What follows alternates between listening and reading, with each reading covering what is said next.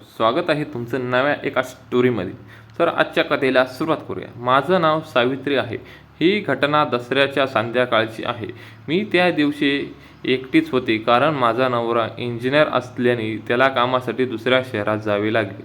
त्यामुळे घरी माझ्याशिवाय दुसरे कोणीच नव्हते. आम्ही इथे नवीन असल्याने जास्त कोणाशी ओळख नव्हती. आमच्याच शेजारी एक काकी राहते. त्यांचे वय जवळपास 45 वर्ष आहे. हळूहळू त्यांच्याशी ओळख झाली. मी त्यांच्या घरी जात येत असे. आम्ही गप्पा मारत असत. पहिल्यांदा जेव्हा काकीने मला घरी बोलावले तेव्हा त्यांचा नवरासुद्धा घरी होता. काकीने मला त्यांच्याशी ओळख करून दिली. मी त्यांना काका म्हणून हाक मारली आणि त्यांच्या पाया पडली कारण ते वयस्कर होते. जवळपास 49 वर्ष वय असेल. डोक्यावर केस कमी पडून टक्कल आलेलं पण हसमुख असा चेहरा. त्यांना एक मुलगा आहे. त्याचे लग्न झाल्यापासून तो बायकोबरोबर दुसऱ्या शहरात राहतो. तिथेच काम करतो. अधूनमधून येत जात असतो. मी खूप वेळ काकींच्या घरी घालवला. त्यामुळे माझी काका आणि काकीशी चांगलीच मैत्री झाली होती.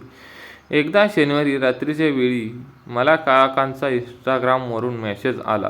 ते माझ्याशी चॅटिंग करू लागले. पहिला शब्द त्यांचा होता की तू खूप सुंदर दिसत आहे पिवळ्या साडीमध्ये. मी एक फोटो टाकला होता. त्यांनी पाहिला. मी पण त्यांना मोकळ्या मनाने उत्तर देऊ लागले. तर काकासुद्धा हळूहळू खूप बोलू लागले. ते माझ्या बाकीच्या फोटोला पाहून सुद्धा आपले विचार मांडू लागले. मुद्दामहून अशा फोटोबरोबर बोलत होते ज्यात मी कपडे घातले आहे.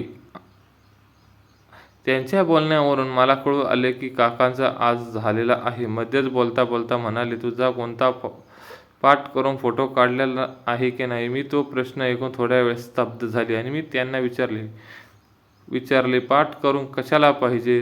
तर त्यावर काका म्हणाले, नाही तसे नाही, म्हणजे काही बायका काढतात ना पाठ करून फोटो आणि आपल्या ब्लाऊजची मागची शिलाई आणि डिझाईन दाखवतात म्हणून विचारलं. मला त्यांच्या बोलण्यावरून कळून आले की काका जरा जास्तच लागले आहे.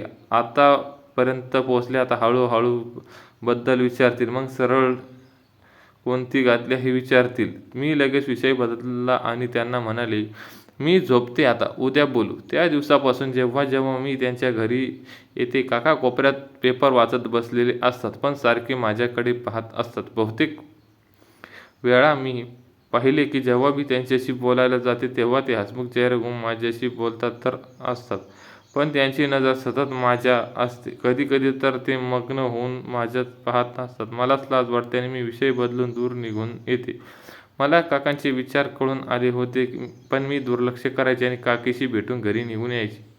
आता नवरात्री सुरू असताना काकींनी मला दसऱ्याच्या 2 दिवस आधी मला कळवले की आपण दसऱ्याला मंदिरात जाऊयात. त्यात मंदिरात दरवर्षी रावणाला जाळण्याचा कार्यक्रम असतो. मी लगेच दुसऱ्या दिवशी जाण्याची तयारी करून घेतली. फूल, नारळ आणि पूजेचे सामान घेऊन आले आणि नवीन साडी आणली होती ती घालायची ठरवले होते.